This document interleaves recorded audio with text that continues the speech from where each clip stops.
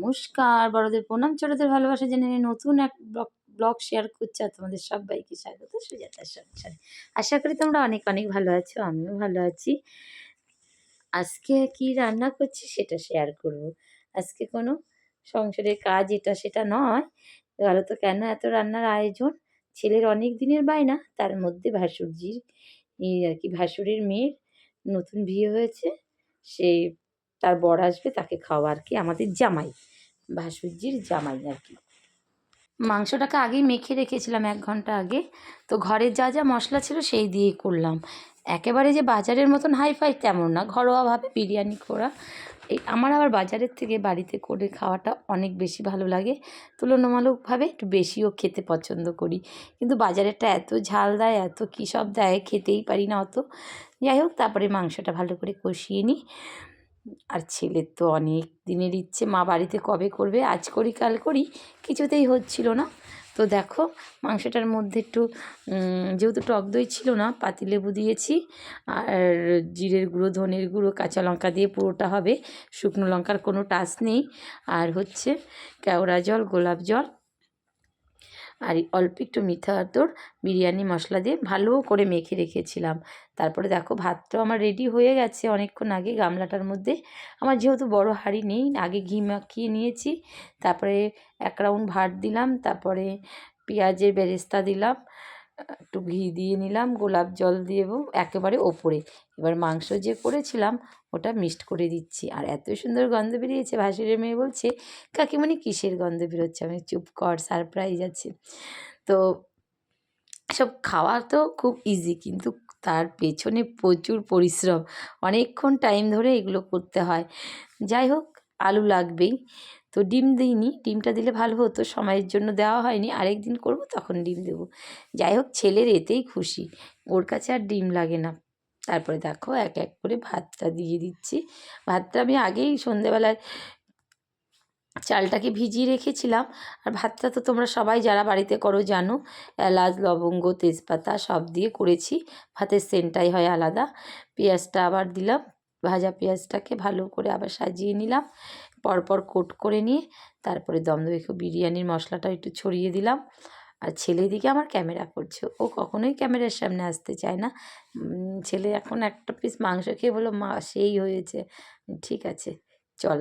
মাংস অনেকটাই এনেছিল, যে করব আমার কোনো ভাবনা ছিল না। তো ছেলে তো পাগল করে ফেলছে, মা করো মা করো।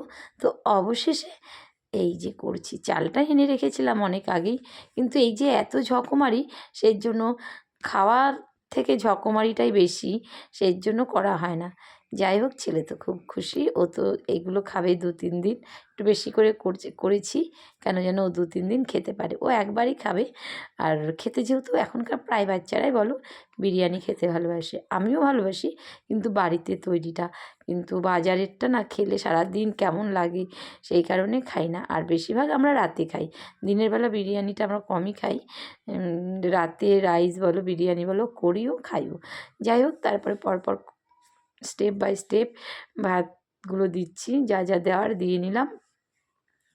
এবার লাস্ট স্টেপ, মানে কি সব যা যা ছিল অবশিষ্ট সব দিয়ে ঘি আরও দেব, আর হচ্ছে গোলাপ জল, কেওড়া জল, মিঠা আতর দিয়ে তারপরে ঢেকে দেব। তাহলে এই মাংসটাও পুরো দিয়ে দেব। ভাত আর বেশি নেই, হয়তো অল্প আছে, অনেকটাই করেছি এখানে, মানে 1 কেজির ওপরে চাল হবে। আমি জানি না, অনেক দিন আগে এনেছি তো কতটা চাল সঠিক বলতে পারছি না। যাই হোক, তো জামাই আসবে, জামাইকে একটু দেবো পরিপাটি করে সাজিয়ে, সেটাই হচ্ছে ব্যাপার। শুধু বিরিয়ানি আমি ভেবেছিলাম আসবে না, নতুন বিয়ে হয়েছে, মেয়েকে আগে দিয়ে গেছে, তো তারপরে দেখলাম এসেছে, তাই জামাই সামনে উপরে, জামাইকে ফেলে কি করে খাই, সেই কারণে তার জন্য একটু চালটা বেশি নিয়ে নিলাম। তারপরে দেখো, আরেকটা লাস্ট স্টেপ দিয়ে এবার আমি ঢাকা দিয়ে দমে দিয়ে দেবো আর কি, একদম হিট কমিয়ে গ্যাসেই বসবে। অনেকে আবার কেওড়া জল, কি বলো ওটাকে, তোমার কেশর দেয় দুধে, ওইটা দেওয়া হয় না, কেশরটা আমি কখনো ইউজ করিনি। আর তুলনামূলকভাবে কেশরের প্রচুর দাম, সেটাও একটা ফ্যাক্টর। তাছাড়া আমি কখনোই দিই না, ঘরোয়া পদ্ধতিতে ঘরে যা যা থাকে ওই দিয়েই ছেলেকে একটু রান্না করে দিই, ছেলে মেয়ে আনন্দ তো আমার আনন্দ, কেন ওদের জন্য এইসব করা। ওরা এখনকার ছেলে মেয়ে, ওরা খেতে ভীষণ পছন্দ করে। বাড়িতে তো বাজার থেকে আনেই প্রায়, কিন্তু বাড়িতে করা হয় না, সত্যি কথা অনেক দিন পরে করলাম।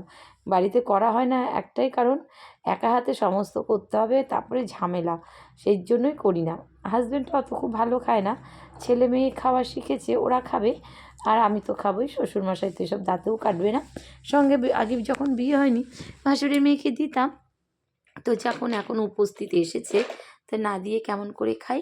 তার মধ্যে হয়েছে নতুন বিয়ে, সেই ভিডিওটাও তোমাদের সাথে এখনও শেয়ার করে হয়নি, শেয়ারটা করব, কিন্তু এত ভিডিও পরপর জমে গেছে। ওর বিয়েটা কিভাবে হলো, কেন হলো, সবই তোমাদের সাথে শেয়ার করব। যাই হোক, তারপরে দেখো এবার গোলাপ জল, কেওড়া জল, ঘি, তারপরে বিরিয়ানি মশলা দিয়ে ভালো করে লাস্টে আবার ঢাকা দিয়ে দিতে হবে, দিয়ে তারপর অন্য কাজ সেরে নেবো। দেখো অবশেষে হয়ে গেছে। আমার ভাসুরি মেয়ে বলছে কাকিমণি বিশাল গন্ধ বেরিয়েছে। ছেলের তো ভীষণ আনন্দ এগুলো পেয়ে, ও যে কদিনে শেষ করবে নিজেই জানে না। তারপরে দেখো এবার আগে জামাইয়েরটা তুলে নিয়ে তারপরে আমরা খাবো, সবারটাই বাড়বো। হাজব্যান্ড আবার পিকনিকে গেছে, উনি খাবেন না, আমরা 4 জন খাবো। ওরা 2 জন আর আমরা 3 জন, সরি 5 জন, আর আমার সঙ্গে মেয়েকে দিয়ে দেবো। দেখো পরপর বাড়ছি, আর দেখতে কিন্তু সেই হয়েছিল, আর গন্ধটা যা বেরোচ্ছিল না কি বলবো। হয়তো বাজারের মতন আমরা অত বড় রাঁধুনি নয়, আমরা ঘরোয়াভাবে করেছি, ঘরোয়া পদ্ধতিতে, যেমন ঘরে যা যা ছিল তাই দিয়ে। আবার আলাদা মাংস করিনি, মাংসটা কিছুটা রেখে দিয়েছি, সেটা পরে রান্না করব বলে। অনেকটা যেহেতু এনেছিল, আজ করি কাল করি কিছুতেই হচ্ছিল না। এই যে এবার জামাইয়ের জন্য বেড়ে দিচ্ছি, জামাই বলে কথা, নতুন জামাই, আর কাকি শাশুড়ি দেবে খেতে, সেখানে পরিপাটি করে সাজিয়ে না দিলে কেমন হয়। আর আমার দিদি হচ্ছে মাংস রান্না করেছিল এমনি দুপুরবেলা, তো আমি শুধু বিরিয়ানিটা দিচ্ছি, ওরা মাংস দেবে, জামাই রাতের বেলার ডিনারটা এখান থেকেই করে যাবে, বাড়ির কাছেই যেহেতু বাড়ি, খেয়ে দিয়ে চলে যাবে। আর দেখো মানুষের সংসার করতে এসে সবাই কিন্তু সব রকম পরিস্থিতিতে সংসার করতে পারে না, অনেকে অনেক রকম পরিস্থিতির শিকার হয় বলে সংসারটা ভেঙে যায়। আমার ভাসুরের মেয়েরও সেরকমই হয়েছে, হট করে 1 বছর 2 বছরের মাথায় বিয়েটা টেকেনি, ভালো অনেক ঘটা করে বিয়ে দেওয়া হয়েছিল। তো তারপরে 2 বছর পরে আবার নিজে পছন্দ করে আবার নতুন সম্পর্কে আবদ্ধ হয়েছে। আমার আরেকটা চ্যানেল ওদের বিয়েটা শেয়ার করেছি, কিন্তু এই চ্যানেলে এখনও শেয়ার করতে পারিনি এডিট করার জন্য, তবে করব। এই হাজব্যান্ডটা খুব ভালো হয়েছে পুরো, আর সবথেকে বড় কথা, দুটো সম্পর্ক যখন তৈরি হবে না, দুজন দুজনকে বুঝতে হবে। একতরফা কোনো সম্পর্ক খুব ভালো টেকে না, আগের বিয়েটা তাই হয়েছিল। যাই হোক, এই বিয়েটা কেউ জানতো না, আমি পুরো সাক্ষী, আমি দাঁড়িয়ে থেকে নিজে হাতে বিয়ে দিয়েছি। আর এখন জামাইকে বিরিয়ানি রান্না করে, সেই জামাইকেই বিরিয়ানি রান্না করে খাওয়াচ্ছি। জামাইকে এখন দেখাবো না, পরে তোমরা আরেকটা ভিডিওতে দেখে নেবে। এই দেখো, তো যথারীতি আমরা এখন খেতেও বসে পড়েছি, ওদেরকে দিয়ে এসেছি। জামাই মেয়েকে খেতে দিয়ে এসে আমি, ছেলে, মেয়ে ঘুমোচ্ছিল বলে আমরা ঘরে চলে এসেছি, ওপরে বসে বসে খাবো। এই দেখো মেয়েকে খাওয়াচ্ছি, মেয়ে বলছে খুব ভালো হয়েছে, ছেলে বলছে মা অসাধারণ হয়েছে। আর ছেলে যেহেতু খেতে ভালোবাসে, ওকে যেমন করেই রান্না করে দাও না কেন ওর খুব খুব ভালো লাগে। যাই হোক, তারপরে দেখো মেয়ে তো খাওয়ার আগে ঝাল লাগছে, জল খাবে, ঝাল যদিও দিইনি, বাচ্চা মানুষ তো ঘুমের চোখ, ও কি খাবে না খাবে নিজেই বুঝতে পারছে না। তারপর ওকে খাইয়ে আমি খাবো, এক থালাতেই মা মেয়ে খাচ্ছি। তাহলে বন্ধুরা আজকের মতো ভিডিওটা এখানে রাখছি। তোমরা অনেক অনেক ভালো থেকো, সুস্থ থেকো, সাবধানে থেকো, আর ছোট্ট একটা লাইক আর কমেন্ট করতে ভুলো না। তোমাদের কমেন্ট পেয়েই কিন্তু আমরা আরও নতুন নতুন ভিডিও তোমাদের সামনে শেয়ার করব। শুধু তোমাদের ভালোবাসায় এগিয়ে যেতে চাই। তোমরা যদি ভালোবাসা না দাও, কিছুতেই আমাদের মতন সাধারণ মানুষরা এগোতে পারবে না। সবাই সবাইকে সাপোর্ট করতে হবে। এই দেখো মেয়েকে এবার খাওয়াচ্ছি, ও তো ঘুমের চোখ, কতটা খাবে জানি না, তো পড়তে পড়তে ঘুমিয়ে পড়েছিল, ওর মধ্যে আমি রান্নাটা করে নিয়েছিলাম। তো এখন মেয়ে ঘুমের মধ্যে খাবে না, জোর করে ওকে খাওয়াচ্ছিলাম। আর দেখো এবার আমি খাচ্ছি, ওর খাওয়া হয়ে গেল। আমার তো ভীষণ ভালো লাগছে, খুব ভালো হয়েছিল জানো তো বন্ধুরা। তো জামাইয়ের জন্য রান্না করেছি, আমরা খাবো না, তো হঠাৎ করে জামাই এসে জামাইয়ের জন্য বিরিয়ানি রান্না করলাম।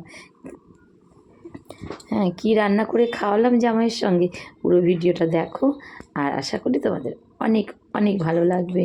দেখো, এই দেখো মেয়ে খাচ্ছে, ছেলে তো অনেক আগেই খাওয়া শুরু করে দিয়েছে। ও ভিডিওর সামনে আসবে না বলে হাত দিয়ে মুখ ঢেকে রাখছিল। আর দেখো, ও বলছে মা সত্যি ভালো লেগেছে। আর তেজপাতাটার মধ্যে মাংসের একটু গ্রেভি লেগেছিলো, ওটা আমি একটু খেয়ে নিলাম। সত্যি অপূর্ব হয়েছিল। ঘরে যা যা ছিল ওই দিয়েই করেছি, নতুন করে আরও কেনাকাটা করিনি।